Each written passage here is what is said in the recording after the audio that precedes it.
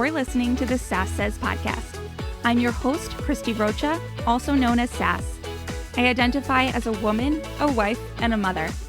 That should tell you a lot already. And over the last few years, I've learned the value of talk therapy. I have seen how my inner work not only enhances my own well-being, but also my marriage, my parenting, my relationships. And in fact, you wouldn't be hearing this right now if it weren't for the work I've done. My mission is to debunk the misconceptions and stigmas around what therapy is and who it's for.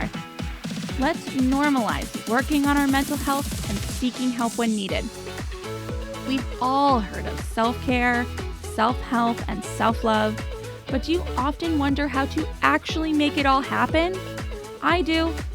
You'll hear strategy-based conversations with professionals, as well as inspiring and validating stories from women who are just like you and me. Think of this podcast as the weekly therapy sessions you didn't know you needed, with a dash of sass, a lot of vulnerability, and me, relentlessly asking, but how? Hello. Welcome to the show. Today I've got Shanna Nardone back with us. Shanna previously joined me on episode 46. I will link it in the show notes. Check it out. As a reminder, Shanna is a certified life coach and the founder of Maternal Grove. Her work focuses on supporting busy moms, or any default parent, who are ready to make a positive change for themselves. As a woman, wife, mom of two, and entrepreneur, Shanna learned firsthand the importance of establishing healthy boundaries, creating the right support network, understanding herself, and getting comfortable advocating for herself. Her mission is to support other maternal figures in doing the same. Shanna continues to share her developed tools and services with maternal figures, consistently empowering them to shift from surviving to thriving in their everyday lives. Boom. Okay, so Shanna and I have what I believe will feel like two moms who aren't about the small talk, getting real about motherhood, wellness, and mental health.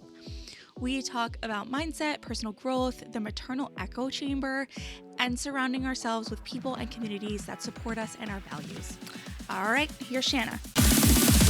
Hey, Shanna Banana, how are you? So good to see you again. It is so good to see you and to hear that. I haven't heard Shanna Banana in a while. I missed it. I can't not do it. I love it. Anyway, we haven't talked in a minute. What's been going on? What's new in life? What's going on with your business? How are things going? Wow, everything is amazing and not amazing at the same time. You know, there's balance with everything, the good and the bad, but I've been doing this for several years now, and I feel like I'm finally hitting my stride in so much. The women that I'm connecting with, it's been so powerful. I'm actually starting to move onto a spiritual journey in a lot of ways. I'm currently taking a shamanic training program right now, which I am so excited about, to be able to bring more spiritual and deep healing as a component to my business and my coaching, because they just go so hand in hand. It's so funny how life sets you on a path that you're just meant to be on without realizing. Like, the universe just has a plan. And when you just allow things to unfold, the fact that I went through my life coaching program when I did and got the knowledge I did, it's now leading me to this other program that I'm choosing to take. And the parallels between the two are just so surprising. I feel like everything's falling into place in a lot of ways. So yes, it's been going really well. I'm very happy about everything. Yeah. What do you think has made the difference in feeling like you've hit your stride? My mentality, for sure. Life is not any easier. This year especially has been extremely hard. I mean, it's, a few months into the year and we've already experienced devastating weather, devastating layoffs, we had a shooting in our town. I mean, it's just been one thing after the next, and it's been a lot, but so much of my mentality has moved into a phase where I'm allowing things to unfold. Whereas before, so for example, I host a quarterly mompreneur network. So local moms in my community that run their own businesses. I'm gathering them on a quarterly basis to sit down and talk about our businesses, find opportunities to build on each other, help each other, but also bring topics to the table that really benefit us. And I had to cancel the last one because my daughter brought home norovirus from daycare. So I had to cancel. And I would have been so hard on myself in that Yeah. situation, as if I could have controlled, what came home into my house and us getting sick. But before, I would have really chastised myself and really put a lot of hard pressure on myself for not, maybe not doing things right, or, this or that, but really put the blame and guilt on myself. Whereas now I've hit a point in my mentality that it's just things are going to be what they're going to be. And I can choose how to handle it, right? I have Yeah. that control. So I choose to allow myself some grace and some understanding in my thoughts of just, it's a time and place right now. My kids are extremely vulnerable to illnesses. We're still coming out of COVID and, that era of them not being exposed to a lot of stuff, and it's still hitting us really Mhm. hard. But I've really learned to take it easy on myself. Mhm. How did you learn to do that? A lot of thought work, a lot of thought work, and a lot of awareness. I would say for anyone that's at a point where they're in a space that doesn't feel good, right? You don't have the awareness yet because you don't fully know what's going on. You just know you don't feel really good in things that are going on in life. I was not in a good place. I mean, some of my background and being in corporate for so long and being in a very traditional societal role in my household, in my job, in life. I kept trying to fit this mold, and it broke. Everything fell apart because I couldn't do it anymore. And I didn't really want to be doing anymore. I just didn't know it at that point exactly. Mhm. But what I started to do was become aware of everything that was happening in my head, right? So often we try to fix the external. We turn our focus external of, oh, I'm going to start a workout routine, or, oh, I'm going to start this healthy habit. When in reality, the more we focus on that external, we're not going to make any progress. It's like why most people set resolutions for the year and they don't actually occur because you're just trying to focus on the external factors around you. Whereas Yeah. when we turn the focus internally and we start to notice, what thoughts am I having in my head? What sort of emotions are those thoughts causing? And then what behaviors are now coming out of those emotions? So our thoughts create our emotions, which then create our behaviors. Once I started to understand that pattern of what was happening with me, the cycles I didn't want happening, all of those patterns that I had going on that I didn't want anymore, once I became aware and saw all of that, I was able to then course correct. I was able to say, okay, this thought is not helping at all. It's making Mhm. me feel like this. It's causing this behavior. It's just not working. So I would start challenging those thoughts and start rewriting ones that felt really good to me. And Mhm. sometimes they were as true as the negative thought I was having. Sometimes they felt truer, but either way, they felt empowering. They caused empowering emotions in me. They brought up feelings of hope and all of these other really positive emotions. It was then able to allow me to have behaviors that I really want in my life. Yeah. It sounds simple, but it's not easy. Yeah, It's, that thought, emotions, behavior timeline, you know, at least in my world, maybe just from the types of people I interview to the types of accounts I follow on social media and the podcasts and the books I read, like that is a pretty consistent through line. And I understand each one of those words. I know what they sure. mean, and I get it. I get the timeline, but it's when you actually have to apply it to yourself and do it. It's like, "Oh, so this is hard. Yeah, This is really hard." And I don't know about you, but I'm a little woo-woo. I'm a little like, "Okay." And so I get down with stuff like this. I get down with mindset. I don't You don't have to tell me twice. I believe you. But I have to tell you, this next level of change and growth, I'm finding challenging, um, because it's like I feel like I've peeled back enough layers where like the layers are just getting thicker. Um, like I need more proof before I just believe or I trust rather. I know I'm speaking like so vaguely because I could go in any direction with what part of my life I could apply this to, but um, I don't know. I think there's aspects of development that get easier and then aspects of it that get harder. And I guess really what I'm saying and processing in real time is that I'm kind of coming to the ones that I knew would be the hardest. Mm. And I can't really avoid them anymore because I've done all the other ones.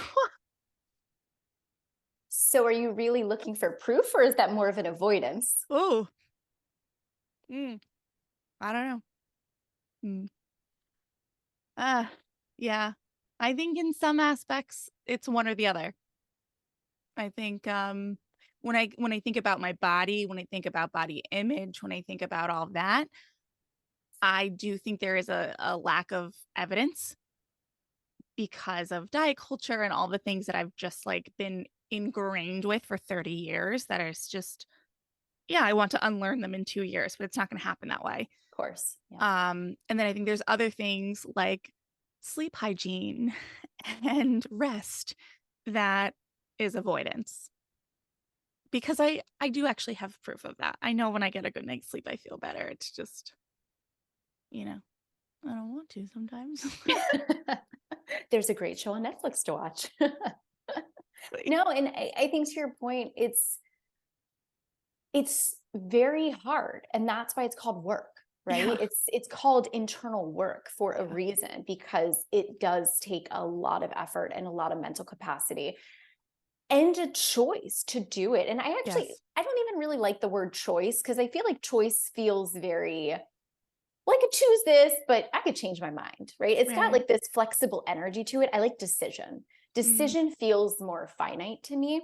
And mm-hmm, the first step is really to make the decision that you're ready for change and ready for growth, because that's when you're truly being honest with yourself, right? And you even kind of just alluded that it still sounds like there's a little bit of wishy-washy, like, am I really ready to get through these big layers? Like, I know right. I've come up on them, but am I truly ready? And I think that's the first hurdle we have to get over, is really admitting to ourselves that I'm ready for this, or no, I'm not. Yeah. And it's okay to not be ready, because sometimes in our external world, there could be a lot of factors that maybe will not allow us the space, because we can't take that time to do it. And I don't mean Mm-hmm, just time, but the time and space and everything comes with that to really do deep work.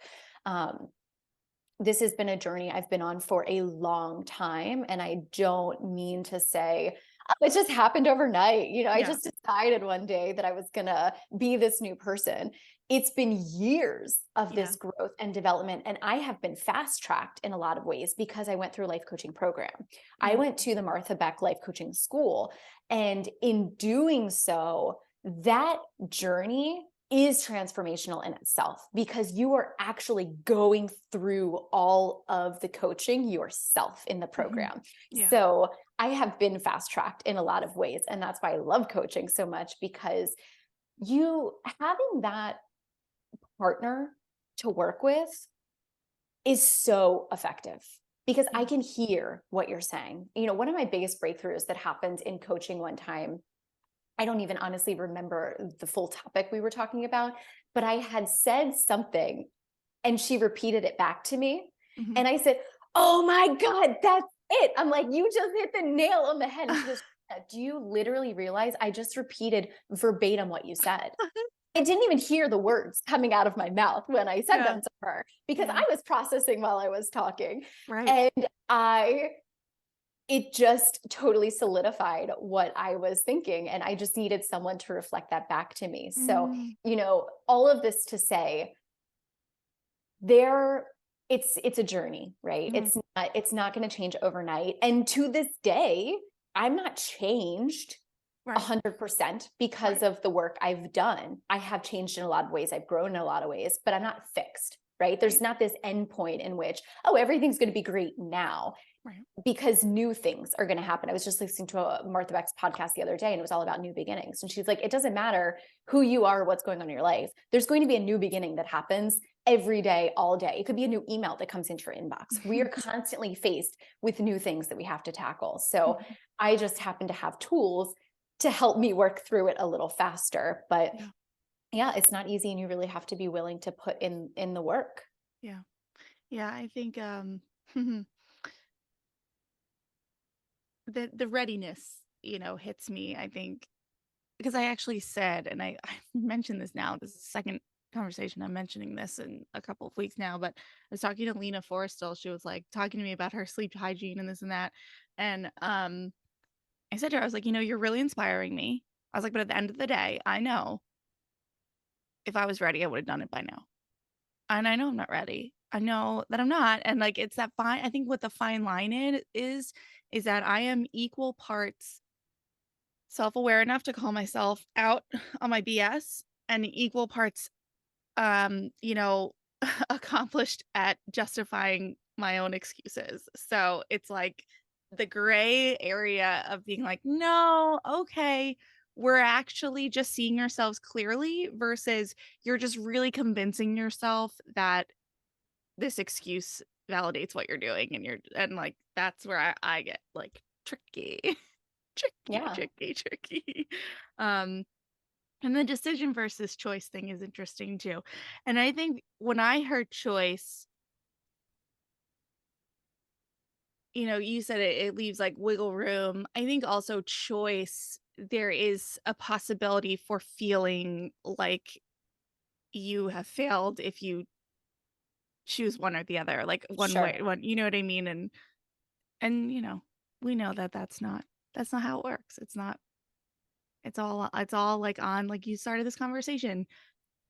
The universe knows what it's doing, and you can only work on so many things at a time. We can't work on everything we want to.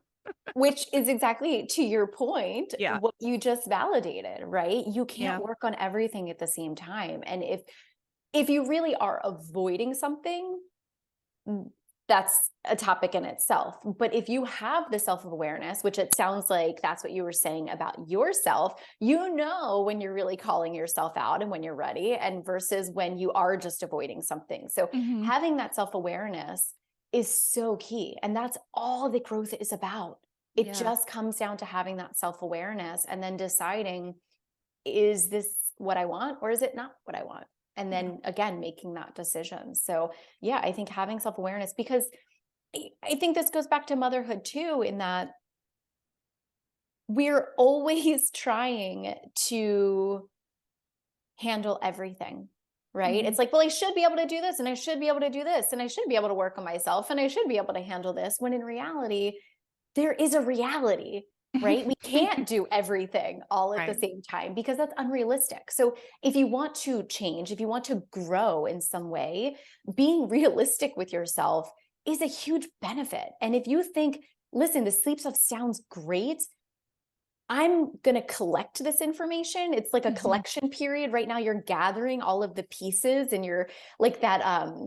I don't know. I get the vision of like an archaeologist. Like you're currently digging, right? You're like brushing things off to see Yeah, what that's a you good can one. find, what you Yeah. like, and then you can put it in your bin if it's something that works for you. Yeah. And then you can keep it in your bin until you're ready to pull it out and be like, I'm ready to deal with this dinosaur now, right? I'm Yeah. ready to deal with this Yes. fossil now, which is funny because they are like our little, Yes, our they little are. bones that are under Yes. our little secrets Good. Yeah. that we have to uncover. Yep. But yeah, I think there's a lot of truth to what you're saying. And while we can shame ourselves for not being ready and we can shame ourselves for not being able to do everything because other people are doing it, or or this or that, when in reality, it's nice just to be honest with yourself and give yourself some grace that maybe it is the time, maybe it's not the time, but focusing on collecting those like the archaeologist, and looking for things and always being on the hunt, Mhm. I think it's priming your mind, right? Yeah. Because then you can use that self-awareness to say, what is good for me? What do I want next? I have all these tools. What do I want to yield? Yeah. Yeah. Yeah. Yeah. I one more thing that's coming to mind about all of this is since we last spoke, I feel like I'm in a much better place just with everything like mental health, like um taking care of myself, all of that. And so much so that when a tough like week hits or you know something happens, or even it's just a busy weekend that sets my Monday off backwards and all of that. Like, I'm not devastated by it, and I'm not, catastrophizing everything, but how how do you deal with I mean, it's just like such a weird question, but I don't get completely like off track, air quotes here. But I'm just so, like, disappointed. It's like, I just wanna feel good all the time, and I know it's not realistic, but I just wanna feel like the things that I have to get done, the things I want to get done, the way I wanna feel is just, like, the baseline feel, and ugh, I don't know. I don't know, I can equate it to, like, dieting. It used to be like, "Oh, you fell off the wagon for 3 days, so, like, screw it, it's done." Like, I don't do that anymore with life, right? But it's just annoying. It's like I just want to have each week feel good. I don't know. I guess I'm really just asking, not how do I change that, but like how do you deal with that? How do you deal with like an off week or an like your kids are sick and you have to cancel everything? Like it's disappointing to me, and I get stuck more in that than I do the oh gosh, it's all gone to hell. You know what I mean? Like I don't know. Yeah. So, I guess that's kind of a two-part. The first one is, why is it a problem to not feel good all the time? Mm. You know what it really is? I think I've spent now set like the last 3 years, like, really feeling terrible, like, really feeling depressed, anxious, burnt out, that when I start to see light, Mhm.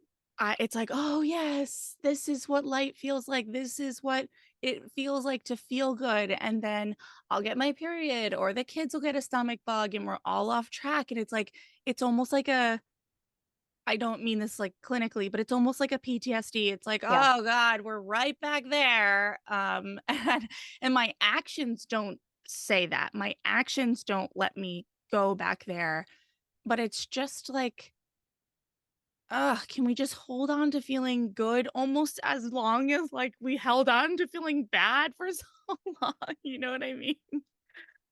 Yeah. Well, It's and that's when the thoughts come in, right? mhm, I had an example that happened several months ago where I was feeling in a groove with my work because I work part time. I've designed my life to be able to have some of the professional side of me accounted for, some of the mom side of me accounted for. And I really like striking a balance between the two. And there was a day I got a phone call from my son's school, and I saw the school name pop up, and my you hate initial to see it. thought was, "Oh no, here Yep, we go." I know, yep, I And know of the course, feeling. he's sick. And my first thought was, "Oh, I was finally in the groove." Like it Yeah, doesn't, when you're having that creative flow. I mean, you're a creative person, you run a podcast.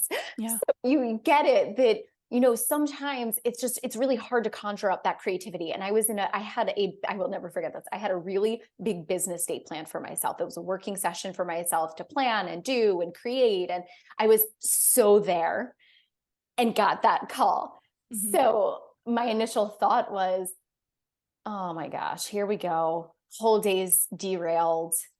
Mhm. When is it going to be my time? Like that Yeah. was the thoughts that came up for me. When is it going to be my time? I feel like every time I sit down to work, I'm getting pulled away, I'm getting derailed. My time's not my time. Whatever the thought is, we all Yeah. have those similar types of thoughts.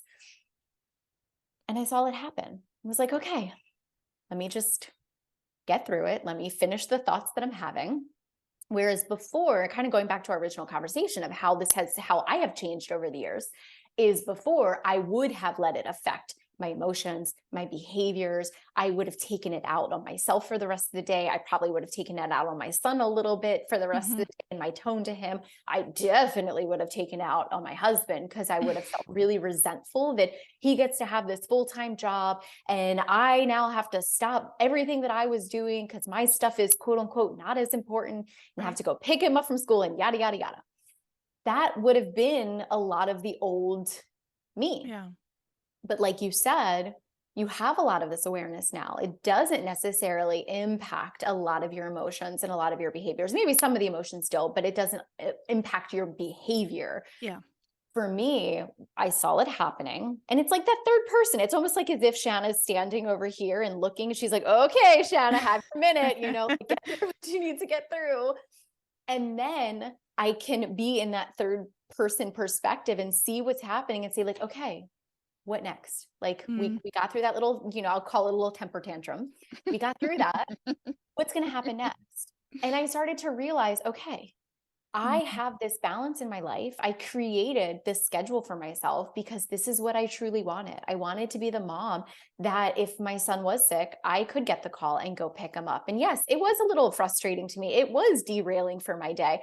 I don't need to make that part feel really good because that really does not feel good. I was Mm. disappointed by that. And Mhm. disappointment, we have all of the spectrum of emotions for a reason. Mhm. So I leaned in, I felt the feeling of being disappointed. That's okay. And I went to school and got him and was able to totally flip into mommy mode because I was able to see again why I have the life, why I got that call. And maybe those aren't calls I pushed to my husband because I could have very easily been like, Steve, go get Rowan from school. He's sick. Yeah. I could have pushed that over to him, but I want to be that person in the role. So sometimes it's about feeling the feelings and allowing ourselves to have those feelings. So that's a lot of how I do it. I don't chastise myself for having those feelings. I allow myself to feel them and I work through them. Um, and I think with what you were saying is that yours come from a deeper place, right? It sounds like they were coming from a root of depression. There was a lot of stuff that was coming through, and please tell me where I'm wrong with Yeah, all no, of no. this. Yeah. Yeah. But it was coming from a place where there was an imbalance of sorts. Yeah. And I've had suicide in my family. Mhm. You know this, we've talked about it before. And I learned in that process that they say oftentimes people get really scared at that point when they're feeling good because they realize, oh God, I know how bad it can be. Right. Mm. And that's Mhm. when really bad things and tragic things can happen. Mhm. And I'm not saying that's where you were by any means, but I was equating in my head where I could see Mhm. how extra emotional that is because you know how deep it can get for you. Yeah. And you know how hard it is to get out of that. And Mhm. not hard in the sense of you not having the tools, but the work. Again, I'll just use the word work. The Yeah. work that goes into it to pull yourself out of it. And you've put the work in, you've put the time into it to really be able to catch it before it impacts your life and all of these different parts of you that you don't want it to impact, right? You've Yeah. worked on that. You have the tools and the strength now. Um, but I can sense your disappointment with here we go again, Yeah. but again, that's life, I right? know. We're never going to be on this high all of the time. Mhm. Life is not going to be this rainbow that we're always, sliding down and floating on, which, would be nice. But it can be when you choose how to deal with the bad times. Mm. It's almost like you've created this rainbow of sorts for you. Mhm. So when you hit those points, which, you were going to get the phone call that our kids were sick. I remember as a kid, I was the one that always had the stomach bug as a kid. Mhm. Distinct memories of that. So Mhm. I know I can relate back and be like, it is just a time and place right now. This is Yeah. going to happen. So how can you then create a rainbow for you to get through during those times instead of, taking a baseball bat to yourself and being like, well, here we go again, or a baseball bat to life. Mhm. Yeah, It's it's going to life now. happen. Mhm. It used to be to myself, now it's to life. Now it's like, "Screw you." Yeah. Yeah. And it's okay again to feel those feels, but how do we Yeah. come out of it? Yeah. Okay. Alright, well, thank you. I can zoom us back out a little bit. We've been hyper focused on me for I a love moment. it. Alright, so I think, most if not all of your work is centered around moms, maternal figures. Um, we touched on a lot of really great things in our first conversation that I will link for anyone who has not heard it. But you wrote to me about this idea of the maternal echo chamber. Can you share with the listeners now a little bit about what that is and your take on it? Yeah. So this topic comes up for me a lot because it's something that absolutely drives me batty. There is a point, I'll use the playground as an example. Take your kids to the playground, you run into another mom, and you say, "Oh, how's it going?" And they're like, "Oh, crazy." Yeah. You say, "What do you do for fun?" "I don't have time for fun." It's this constant back and forth. I find it's very hard sometimes to have conversations at the playgrounds because it seems to come back to that place of, I'm suffering.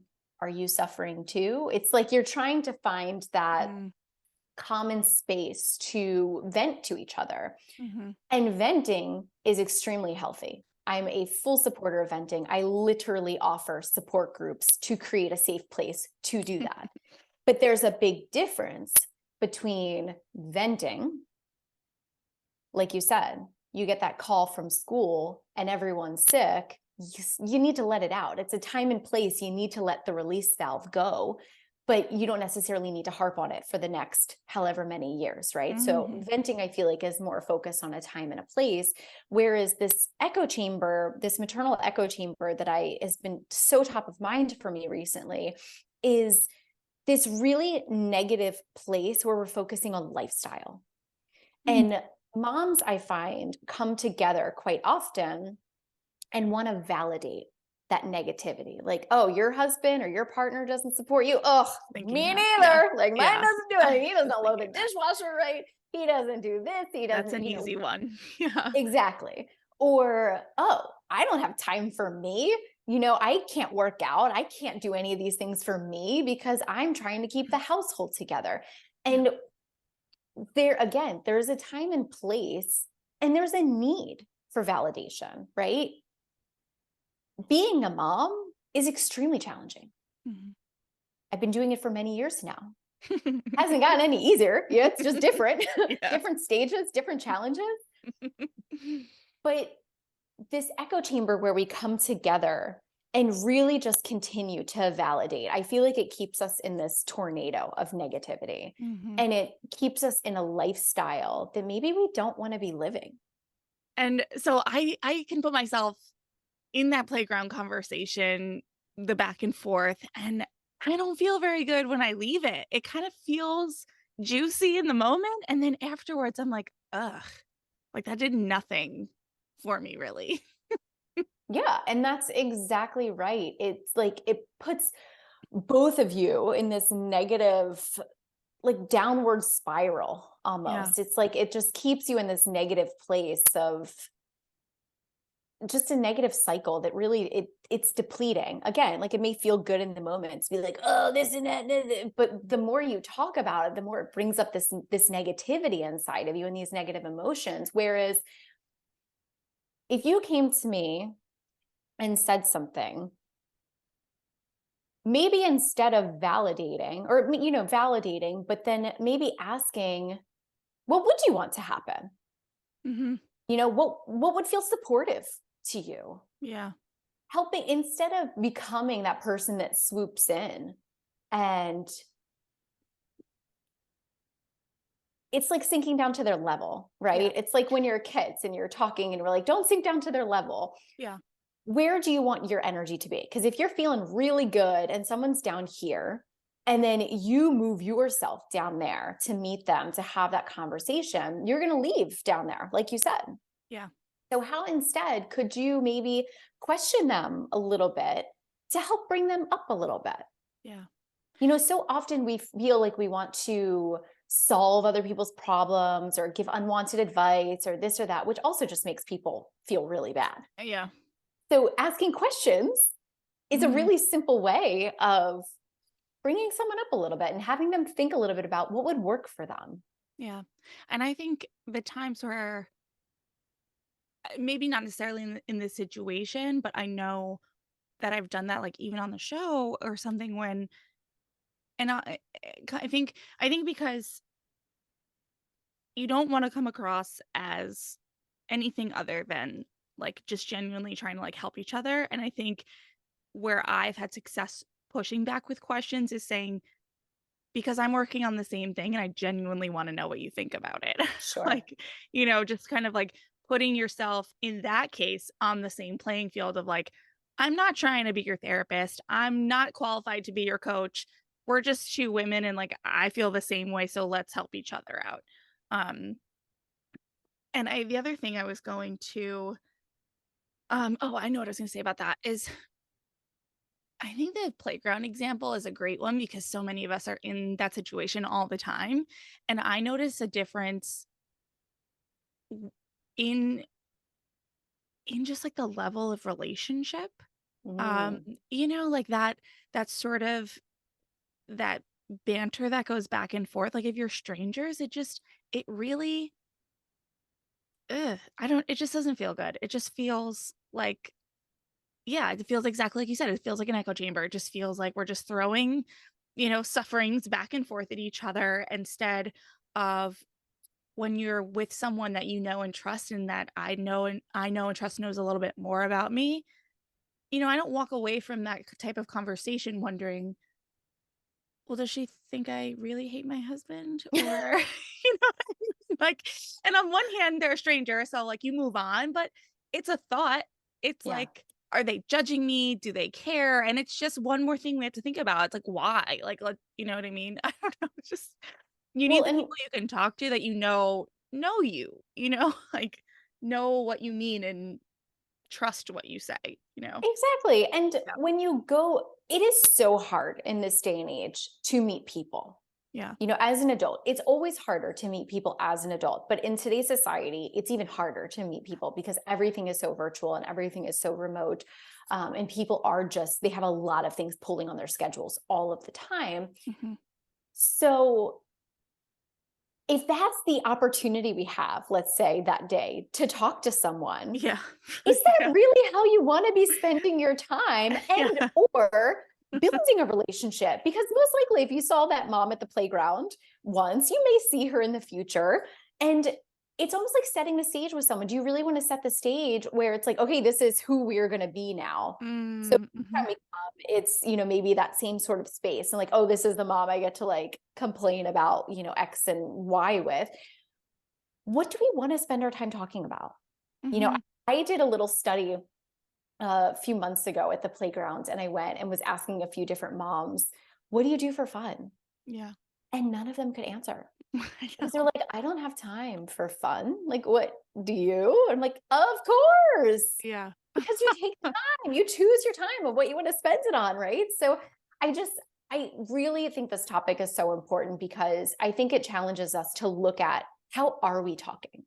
Because Mhm. it's easy to say, oh, I want to be this way, right? I decide to change.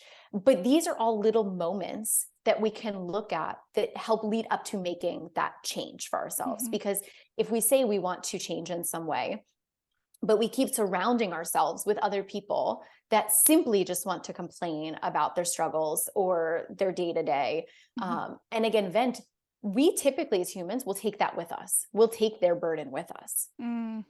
Mhm. So, get into like energy protection and stuff like that. Like, we really have to be careful about what conversations we're having and what we're taking, because then that can impact you for the rest of the day. It can impact how you react and deal with your family, which Mhm. I consciously try to deal with my family in a really positive way. Again, not all the time. They know if something happens. I tell my kids, my son, I will pick up from JK, and on the way home, he'll be like, "How was your day, mom?" We have conversations about life, and I love that we can do that together. And I don't want to just come off to him. It's like, oh, this happened, like Yeah. this again or whatever it is. I want to share the good and the bad. I'm very honest with my children.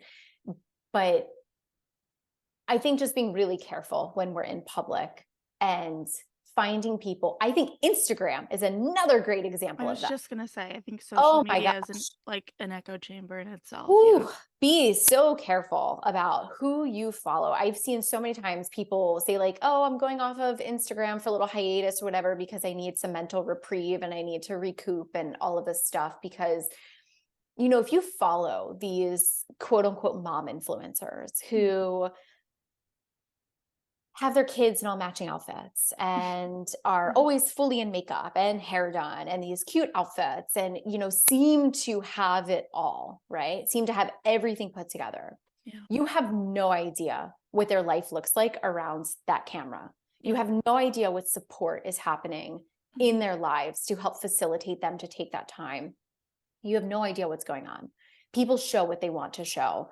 And it's often very hard. People want to be relatable. And I think this goes back to the echo chamber of people want to be relatable. So a lot of mom influencers show this making fun of their partner about Mhm. something they do wrong, or something that, the example of the kid getting the or getting the phone call that your kid's sick from school, or whatever those examples are.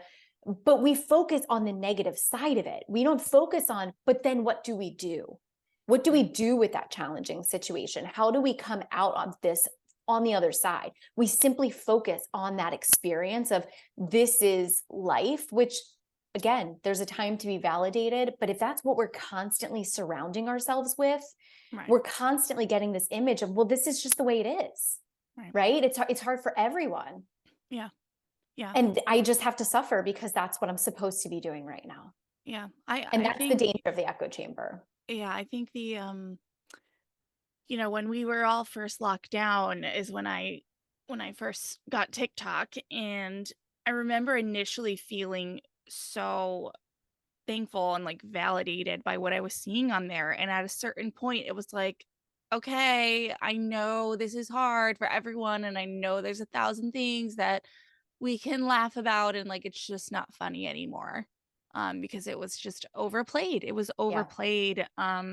sure. And if that's what you are constantly following, Yeah, right? If right. you It's keep all around. following, Right. it's all around. And then I'll use Instagram, any social media platform is going to start giving you more of that content. Yeah. And soon that's all you see. Yeah. It's So daunting. then you've just created an echo chamber for yourself. So what could have felt very cathartic before, of like, oh, I need a little validation, because we do. Again, motherhood is so hard. Parenthood is so hard. My husband and I parent by ourselves without any family support nearby. They are all across the country. It's extremely challenging. Anytime we do something for ourselves, we're either paying for it or we're splitting our time so he can do something and I can do something. It's just, we all have different challenges Mhm. in our journeys. And there is so much good that can come out of that, right? We can grow and we can learn and try new things, but we just have to be careful of what we consume and who we talk to. Because if you are feeling stuck, if you are feeling like you are in this maternal role and you are just not enjoying it and you are miserable, there could be something that therapy and depression and all of that stuff, like postpartum depression and all of these other things, are very real. Mhm. That could very well be a track that needs to happen. But some of it is also a choice. And if we're choosing to put ourselves in that like mud of negativity, at some point you have to decide that you're done with it and you Right. want to take a step back. Because yes, it's funny to look at every once in a while. And it's nice to pick up the phone with a friend and say, like, oh my God, I'm ready to, Yeah. whatever. And, this is hard. And But that's a that's okay. vent. That's a vent. Exactly. Yeah. Exactly. Yeah. Yeah. And you mentioned like the mom influencers. I think that that touches on another point that I know you talk about a lot, is I think especially in new motherhood, seeing these mom influencers is as sort of some bar that we have to measure up to, like, somehow. And I actually think, and you tell me if you agree, I think that we're creating enough awareness now, and there are enough people starting to be, a lot of people like you, like me, like a lot of the other women that we both collaborate with, that are saying, like, "No, like, that cookie cutter image is, like, not it. It's not it." But there's still some lingering feeling of that being what it is to be the super mom, to have the matching outfits and the curated bento boxes and go on the vacations that behind the scenes everyone's sobbing during. Like, that I know you, like I said, you talk about a lot, like the idea of super mom, and I'm relating it to this because, like I said, I think we do still see, even myself sometimes fall victim to seeing someone who isn't even cookie cutter perfection, but just doing something great one day and being like, "Oh gosh, I've been wanting to do that." Arr. Um, so yeah, I don't know, just more thoughts from you on the idea of like the super mom and how we just say no to that. Yeah, the super mom to me is a really tough conversation because so many of us, like you said, are having this conversation around what, the super mom is the mom that seemingly can do it all, right? Mhm. We talked about this a little bit before. We always have her on this pedestal in society. I can't tell you when I first had my son how many people would say, "Wow, you could do it all." Right? Yeah. You work, you got the kid at home with you got this, you got that. You always seem happy, blah blah blah. And I'm like, "Yeah, because I don't want to walk around just complaining all the time about, well, this is really, difficult and miserable." And I was very Sucks. honest with a lot of people, but Yeah. back then I really wasn't all that open about my struggles, and I wasn't open about because I don't think I realized how much I was struggling too. Yeah. I was so in the motions of just trying to get through things that I didn't even really see what was happening every Mhm. day and the stress and the pressure I was putting on myself. Um, but I think in order to change a lot of this, we have to take that super mom off the pedestal, Mm. right? Because we're still idolizing in a lot of ways. There's a reason why when we go onto social media and we see that mom that's doing it all, we're like, oh, we still get that like endorphin rush. Like, yeah, that's great.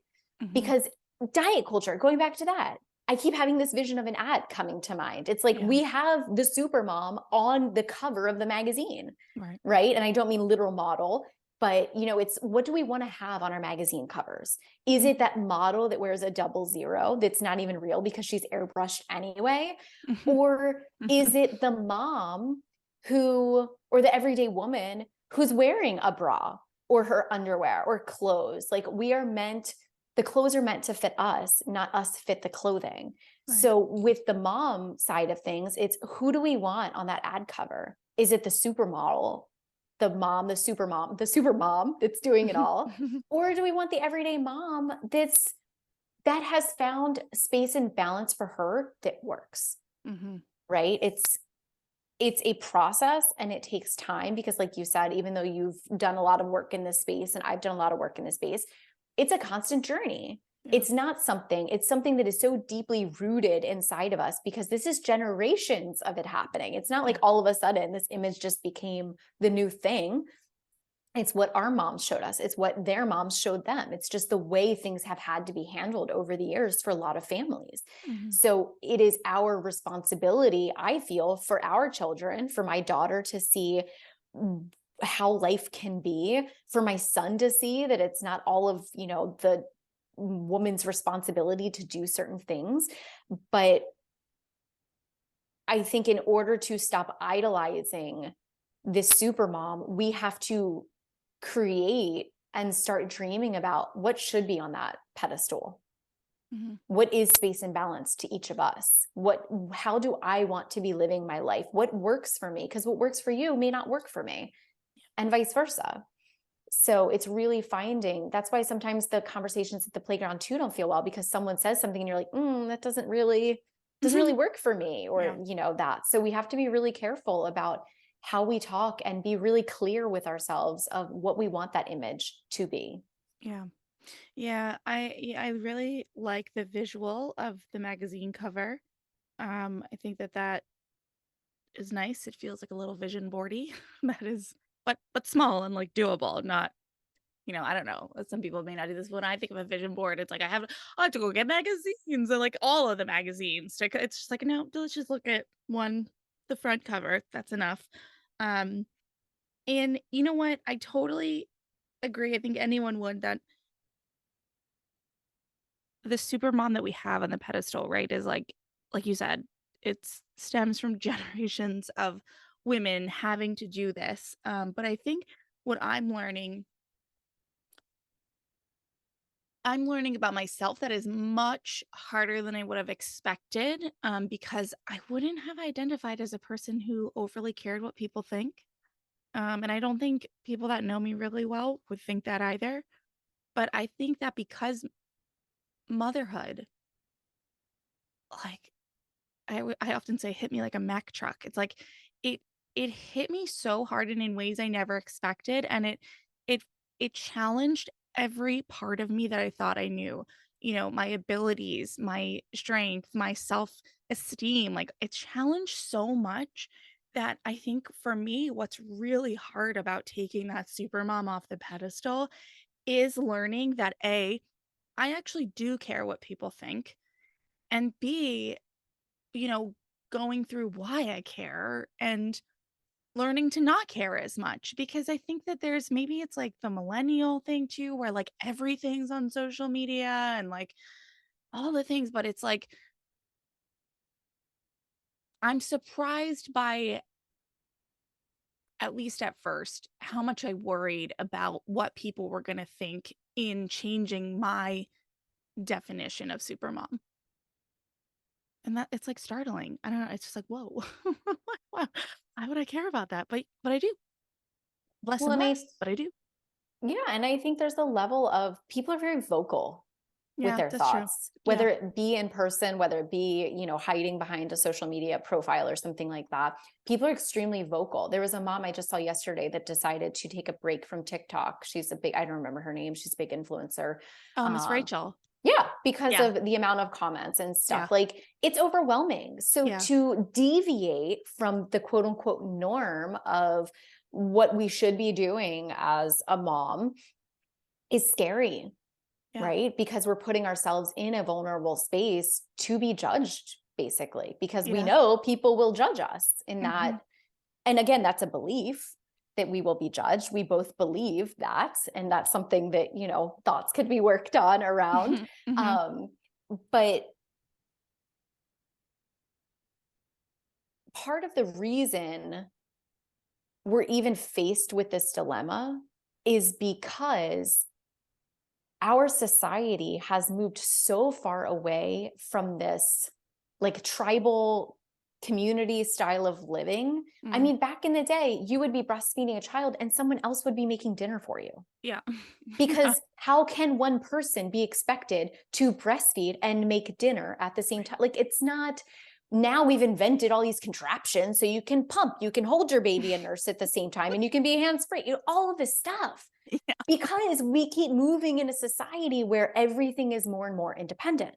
Yeah. Everything is more and more in, you just have to figure out how to do this for yourself.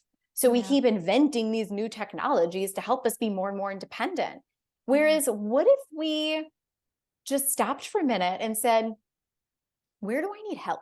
What would Mm. make this easier for me? And instead of looking at that as a weakness, because that's how many of us feel, right? If you're feeling like you're going to be judged, it's Yeah. because we look at support as a weakness. Yeah.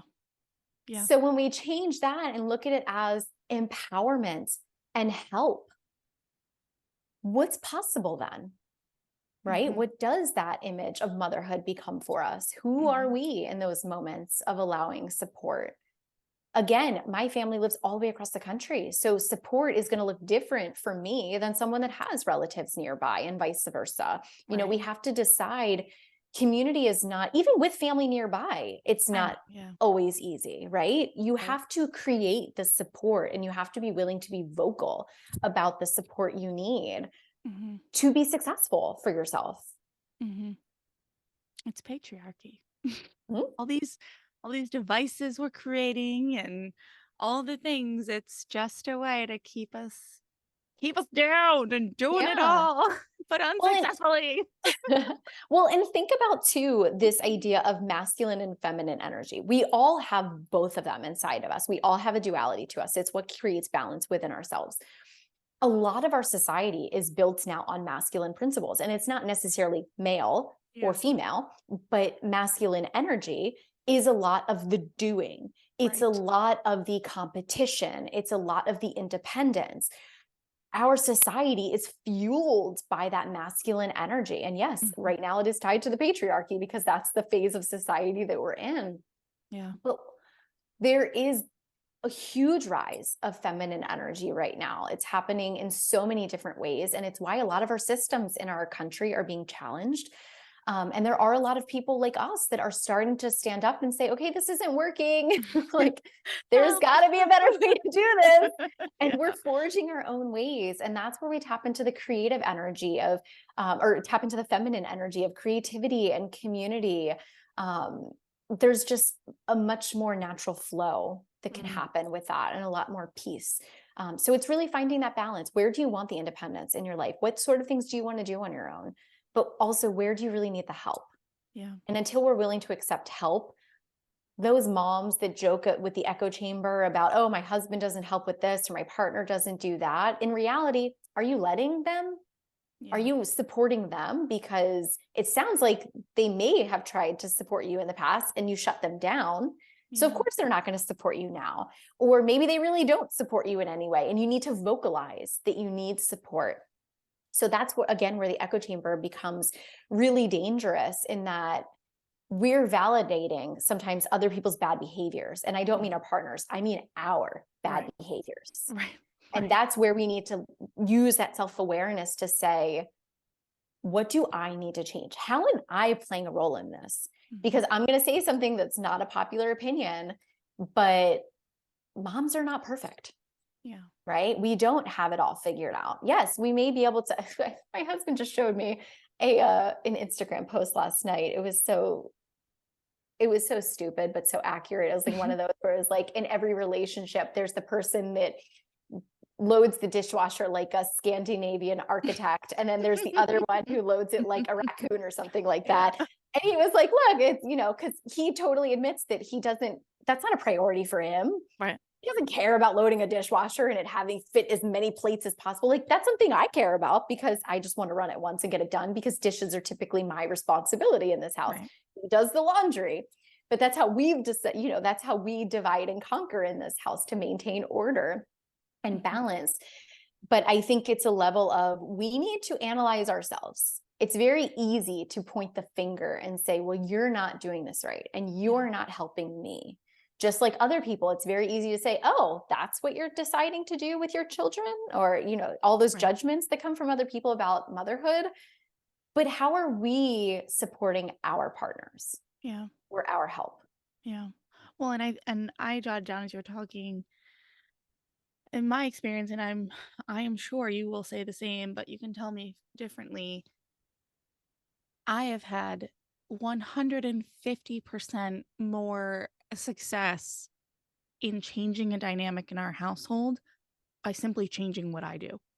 100%. Like going to, let's just keep on the partner example and saying, you don't this, you don't that, I need this, I need that, like in a very that way really doesn't change much or might change it for a week and then things fall back into a similar pattern that they've always been in. But just by slowly over time, usually me changing my habits or me changing how I talk and how I, like you said, looking at my role in things tend to just naturally change the household. And I think often we talk about moms as being like head of the household, glue of the household. And we often talk about it as being a negative, like where, if we need help, then the house is crumbling. And we talk about it a lot. And I agree with a lot of these things, but we talk about it a lot in the sentiment of like the mental load and it just being too much. Um, which it is. These things aren't black and white. There's gray area, but I think the positive aspect of us having a lot of mental and emotional weight of the household is that we can change it by doing our own stuff, our own work. Totally. Yeah. And the way you just described all of that, the da da da da da da da, it to me, it felt like a dictatorship, right? Mhm. It's not a partnership. You're barking orders in a house and it's like this and Yeah. this and this is how it has to get done and this is, and I understand we traditionally have carried that mental load. So there is a level of us having a broader idea of everything that needs to happen. And we feel like the project managers in our house. Mhm. But what's possible if we start looking at our relationship more as a partnership? And if we end the dictatorship, how does that then empower everyone else? How does it Yeah. empower your partner? How does it empower your kids, Yeah. right? Getting others involved to feel safe to speak up and to feel heard and Mhm. to allow them the opportunity to maybe bring some of their own solutions to the table, see Yeah. what they're interested in. It doesn't always have to be. And this was something I struggled with for a long time because in 2020, when I hit my wall of just I'm breaking because of all of the pressures of COVID and trying to manage a house, I realized that was me. And not Yeah. so much the dictatorship, but I was wearing that full responsibility of my family on my shoulders. Mhm. My husband was doing a ton. He was Yeah. helping out so much, and helping run the household in all of these different ways, but I couldn't even allow myself to see it Yeah. I because remember you saying that. yeah, Yeah. I was so in the mentality of it's my responsibility. It's all on me. Yeah. Yeah. Yeah, this is like such a silly example, but I think it goes back to what we were saying before about, first just even having awareness. Like we got we got a salad spinner like a couple months ago. And on the outside it looks like a contraption. But Mhm. once you learn how to use it, it's like the simplest thing ever. And for a while I was the only one to use it, and it was like the silliest thing that, you know, on the occasion that my husband would make dinner and it involved in salad, he'd always call me from downstairs to upstairs and be like, "Okay, like, I'm ready, like, the salad." And I would just instinct and I'm like, "What do you mean?" He's like, "Well, I don't know how to use a salad spinner, da, da, da." And, like, I would for months, just, like, went downstairs and did it. And, like, 2 weeks ago, I was like, "Let's show you how to do this. Like, here, it's not hard. This is how we use the salad spinner." And then it's funny 'cause, like, 2 nights ago, he was like, "Hey, like, can you come do the salad?" I was like, Um, didn't we have a little tutorial on that?" And he's like, "Yeah." I'm like, "Okay." So, like, yes, and it was totally in that moment that, anyone is gonna hear this and gonna argue both sides of the coin. Like, Sure. he can, take initiative and YouTube how to use a salad spinner. He could have just looked at it 5 seconds longer. He's highly intelligent and figure it out. But it was really that he would call me, ask for help, and I would do it every time without even thinking about it, without even saying, "Let me show you how to do this." And it was such like a silly thing, but it hit me square in the face of like, what am I doing? Mhm. Why aren't I just showing you how to do this so that on the nights that you offer to make dinner or you're going to make dinner, you can do the whole dinner. Like, not just half of it, the whole thing. Exactly. And what you started this entire story off by saying is once you learn to use it, Yeah. and that's exactly, that it's easy to do once you learn how to use it. And that's exactly so many, I can't tell you how often I see on Instagram and other places where people are like, I can't believe he doesn't even know how to do this. Yeah. But they But don't. They really has your don't know. husband ever seen a Yeah. salad spinner before? No, they don't know. Probably not. He didn't even know I what it was. Yeah, I love cooking. I'm in the kitchen naturally because I love cooking, and I grew up in a kitchen with my aunt, and I just have so many amazing memories. She had a salad spinner. I've Yeah. seen one before. I know how they work. You push it down and the thing spins. Like, I understand it comes out so you can clean it. Right. I've seen it. But Right. for someone that's never seen it, it's new to them. Right. He As really a doesn't know. kid, we I would know. take the time to say, like, oh, this is how it works and blah, blah, blah. But with our partner, all of a sudden, we're expecting them to know how a salad spinner works. And Yeah. yes, it is extremely easy and it's not complicated once you know how to Right. use it. Yeah. But I'm so glad you had that awareness to teach him how to do it. And Oh that's my so, god. this is a topic I want to talk about soon. And the Substack article is all about offloading. Mm. It's like in the corporate world, it could be easy for you to continue just doing a task that a new employee should Yeah. be doing. That's exactly it. Yeah. But instead, we take the time to onboard our new staff to show them how things work, to give them the tools, to give them the empowerment so then they can be really successful employees and you are not continuing to do their tasks or having Yeah. to show them constantly. Yeah. So no, I think that's such a great example. And these silly little examples are so perfect because those are the ones that build up, Oh yeah. right? All of those little ones that by the end of the day, we're like, oh my God, I do Dude. everything. You're like, I even Yeah. had to spin the salad. Yep. Yeah, And it like just that. adds Yeah. to that story in Yes. our heads. Yes. Yes. It's That all story. yeah. I literally like he knows when I'm at that point because I start calling him dude. Like I'll literally just stare and be like, dude. Like Yep. and that's like and I do the whole head nod of like, I'm out. Like figure it out, like you run a business, you can figure this salad spinner out, but right, like he didn't know it was a new contraption and like you could even go further with it. It's like he didn't have to use the salad spinner. Went many years without one, but he knows I want it to be Yeah. used. So it's like it's nuanced. It's a small example, but it's nuanced because I can look at it and go, wow, he's really respecting that I want us to use the salad spinner and not just like the old way we used to wash lettuce and the whole thing. And anyway, all right. All And right. have a soggy salad. Yes. He cares. I love that. He wants to put in the effort. Oh my gosh. All right. Is there anything based on the topics that we have talked about that is still lingering on your mind? I would just say that really start paying attention. If your maternal journey is not what you expected, or you're feeling suffering in some way, shape, or form, again, there are so many different degrees of this. I don't want to diminish anyone who's dealing with postpartum or any sort of deep depression. And even for the person that seemingly has it all, we all have that part of us that just isn't what we want it to be. Really stop and take some time to put some awareness to it and start to figure out, am I playing a role in this?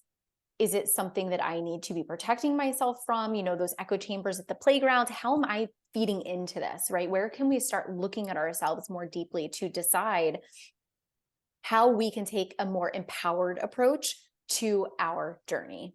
Mhm. Okay. All right. I love it. Shanna Banana, thank you so much. You're wonderful. And I look forward to next time. Thank you again. You are too. Thank you so much. We'll talk soon.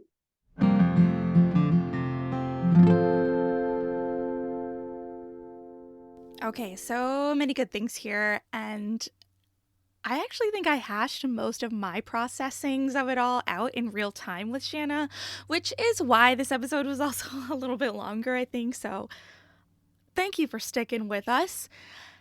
That being said, I'm just going to reiterate a few key points. The first is that self-awareness is critical. Motherhood brings out all the things you haven't healed, that you didn't know you needed to heal, and the parts of yourself you've never seen or heard of before. So getting curious, learning about yourself, exploring, and acknowledging that this is all part of the process with grace is essential. Number 2, the maternal echo chamber and the difference between healthy venting and harping. The difference between these two can be a slippery slope. Listen, venting is amazing. It's wonderful. It helps us process. I vent to a professional, my therapist, which makes the processing go even faster. But harping doesn't feel as good and can leave us stuck in patterns that aren't serving us. So cultivating your self-awareness will help you identify if you are in the venting or in the harping. And number 3, I love Shanna's suggestion about the superwoman mom. It's not just enough to declare that we want to take the superwoman mom off the pedestal. We actually then have to envision and decide what version of mom we want on the pedestal. I really encourage you to give this some thought. What does being a mom mean to you? What characteristics and values does this version of you have? Value those. Put those on the pedestal. And just know, as Shanna reminded us quite a few times, this is going to evolve and grow, not only with you, but with your kids. They're going to require different things of you. You're going to require different things of yourself. And you're going to continue to grow and learn who you are. Doesn't that sound just peachy? It really does. I didn't mean it like that. I can't believe how hallmarky I just sounded there, but it's true, okay? It's true. All right, so next week I'm back with another introduction to a month-long series. For the entire month of June, I've got experts on love, marriage, and intimacy joining me. So follow me on social media and subscribe to my newsletter to learn more about that and be the first one to get the inside scoop. All right, that's all I've got. Bye. Thank you so much for tuning in today. Sass Says is a production of Luann Nigara Inc. This podcast is meant to be educational and not meant to replace professional therapy or professional medical attention. To learn more about today's show and what's new in my world, head over to sasssays.com. Thanks so much. Talk later.